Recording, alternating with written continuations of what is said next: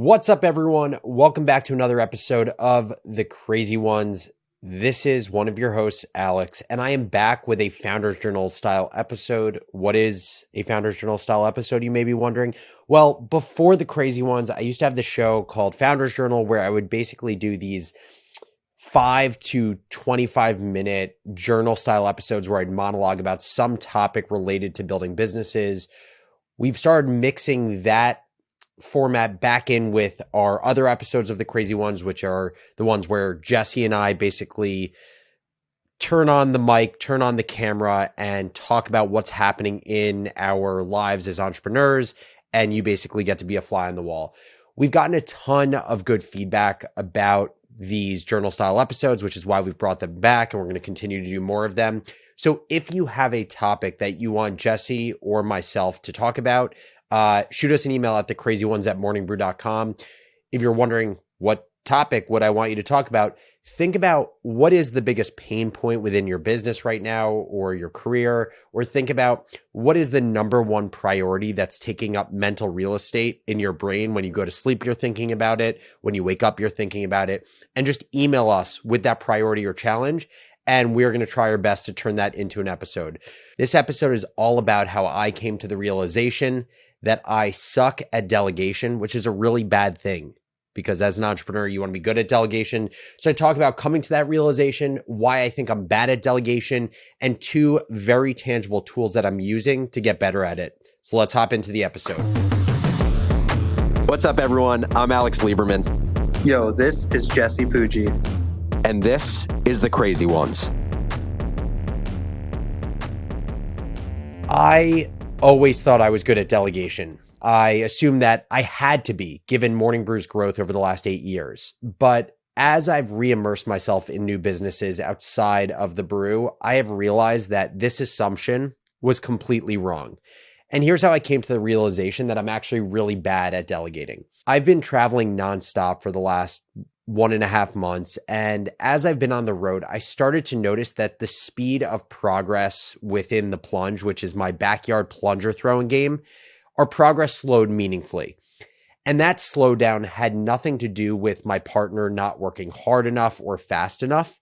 And it had everything to do with my lack of ability to delegate effectively. So here's what happened.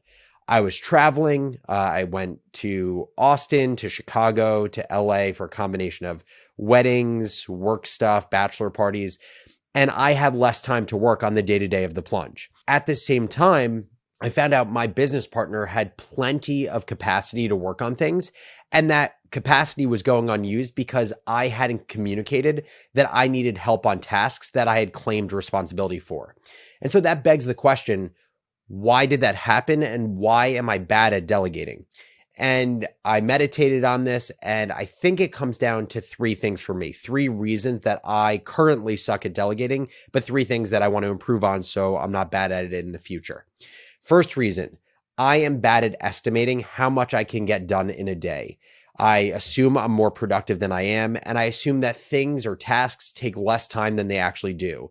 And the most pronounced example of, let's call it this, miscalculation is in the world of Morning Brew, where if you were to look at our original pitch deck that we shared with investors in 2015, we had shared in that deck a slide that was all about our 1-year strategy. And while that strategy in that one slide was actually spot on with how the business has grown over time, we still have yet to complete what was on that specific slide for a 1-year strategy 8 years later. And so to get better at estimating my work, I think I should act under a very simple assumption until I prove that assumption wrong. One thing. That's it. One thing. I can only get one very important thing done in a day. That's the assumption I have to have, which means that I need to be ruthless about picking what is the one thing that I want to do in my day. And I need to assume that everything else needs to be delegated if I want it to get done. So that's the first reason that I think I'm bad at delegating is I overestimate how much I can get done in a day. I think this is pretty common for people. This second, I think is less common, but I actually think it's just as important for why I've been bad at delegating. I fear being judged for delegating. Said differently, I worry that if I delegate, I will come off as shirking responsibility to the person I'm delegating to. I don't want to come off as a dictator who just sits back and has other people do their work for them. And I think there's an easy solve for this fear that I have, and that is communication. I should just communicate to my business partner what I have the capacity to do and what I plan to delegate. And I need to make sure that he feels comfortable to communicate openly with me anytime he feels like I am not pulling my weight. And if he doesn't communicate that, I should assume that I am delegating appropriately. The third reason that I think that I have some serious shortcomings when it comes to delegation is I am addicted to the feeling of being busy. Now, this is a super common thing for type A personalities. And I think one way of getting out of this loop, the busyness loop, is realizing that there is a massive trade-off for being busy. Time you spend being busy, running in place rather than running forward, is time that you could have been spending doing anything else that's actually important in your life. And rather than trying to eliminate busyness altogether, because I generally think when you try to go cold turkey, it isn't necessarily sustainable, I would argue the more moderated or sustainable thing to do is to focus your busyness on 1 to 2 tasks that you love being busy with. So for example, I love being busy creating content, and I love being busy working on organically growing businesses. But also I have to realize at some point, those activities also need to be delegated out. So that's the realization around my inability to delegate and why I'm poor at it. Next step for myself, and for you, if you resonate with this challenge to be a good delegator, is to answer the question, now that I know why I am delegating poorly, how do I start delegating well? And I spent a lot of time researching for this episode about different delegation tools and frameworks, and I want to share the 2 that I believe can be most helpful for you. And these 2 tools complement each other, so make sure you listen to both of them. The first tool is the Eisenhower matrix. And you may be familiar with the Eisenhower matrix, but I think it's worth revisiting periodically. Long story short, Dwight Eisenhower, he got a shit ton done during his career and his life, from running the country to helping create the highway system to being president of Columbia University and a bunch more stuff. And he attributes his productivity to a simple 2x2 grid that goes as follows. First, I want you to picture in your mind an x-axis that's going from left to right. And on the x-axis, you have non-urgent tasks that are on the left side, and you have urgent tasks that are on the right side. So that's the x-axis. Not urgent on the left, urgent on the right. Now, in your head, draw a y-axis through the middle of the x-axis, going up and down. And at the top, you have important tasks. And at the bottom of the y-axis, you have not important tasks. And so what this does is it leaves you with 4 boxes. It looks like a tic-tac-toe board. Actually, that's a lie. It doesn't look like a tic-tac-toe board. It's a 2x2. But so you have these 4 boxes, and let's start with the top right box. The top right is important and urgent tasks. Very few things should live in the important and urgent task box, because at the end of the day, there are only a few things that actually really matter that need to get done right now. But for the things that do live in that box, those are the things that you should be personally doing. You shouldn't delegate them out. You shouldn't delay them. You should do them now. Now, top left is a task that is important, but not urgent. And these are tasks you should either delay or delegate based on how much trust you have in the people that you are delegating to. Given it's an important task, you don't want to just delegate this out to anyone. Also, if there are people you trust, you don't have to just put that work on yourself. The next box is bottom right, and that is not important, but urgent tasks. I would argue the vast majority of things you work on in a given day are not important, but they are urgent. They need to get done. And so these are tasks you delegate because you need to get them done, but they are not a needle mover to your business. So they don't require your personal attention. And finally, the bottom left is unimportant and not urgent. You should get really, really good at moving many of your tasks to this bucket. And if a task reaches this bottom left bucket, it gets deleted, no questions asked. I would say the biggest issue that I have, that many entrepreneurs have, is they are really bad at deleting tasks. Even if they're good at delegating, sometimes they'll delegate tasks that actually shouldn't be delegated, because the fastest way to do a task is to not do it at all. So since revisiting the Eisenhower matrix that I just described, I've basically turned this into my daily to-do list. So I will write down everything that I think needs to get done for my day in a list. And then what I'll do is I will draw out the Eisenhower matrix, so the x-axis and the y-axis forming those 4 boxes, and I will place all of my tasks into one of the 4 squares of the matrix. Now I want to finish with the second tool, which is 6 levels of delegation. So if the Eisenhower matrix told you what to delegate, Ari Meisel's 6 levels of delegation tells you how to actually delegate the things that you should be delegating. And so the 6 levels of delegation go from least delegation and lowest trust in the person you're delegating to greatest delegation and highest trust in the person you're delegating to. And so I'm going to walk you quickly through all 6 levels. Level 1 is what I call order taking. I tell you to Google search, let's say, best no-code tools and to share the top 3 links with me. And you go ahead and do that. This level, level 1, requires no nuance, no subjectivity, no critical thinking. It is just order taking. It requires you to do as you're told.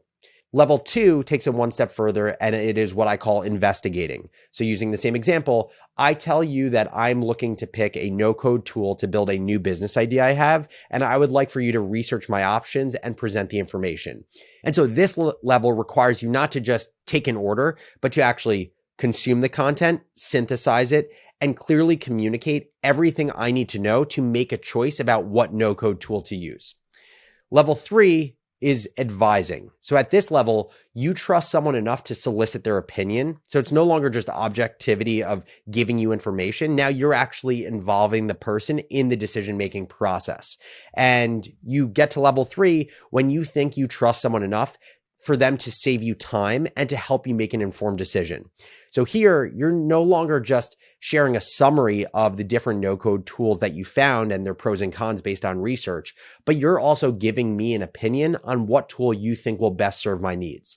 This level obviously requires increased trust because you're now relying on someone else's critical thinking in order to support your own decision-making. Next is level 4, and level 4 is what I call supervised autonomy. Now I am no longer just delegating research and delegating a recommendation. I am actually delegating the entire decision-making process other than final sign-off. So now you're coming to me with the no-code tool that you think best suits my needs. And you're saying to me, hey, I'm going to go with this tool that I researched. Here's why. And if you're cool with it, I just need the business credit card number to sign up for it. And I'm just giving final sign-off. Level 5 takes it a step further. This is what I call rule-based autonomy. So for example, if you're making a decision that doesn't involve more than, let's say, a $1,000 investment, I actually don't want to know about it as the delegator. So by this level, you have delegated everything other than high-risk decisions that you want sign off on. So if the no-code tool is less than $1,000, you're not even telling me about it. You're just evaluating it, researching it, making a decision, and implementing it. If it's more than $1,000, then it goes back to supervised autonomy where I give final sign off. And it's a way to basically give people you trust autonomy without exposing yourself to outsized business risk. And then we're at the final level, which is level 6, and that's full autonomy.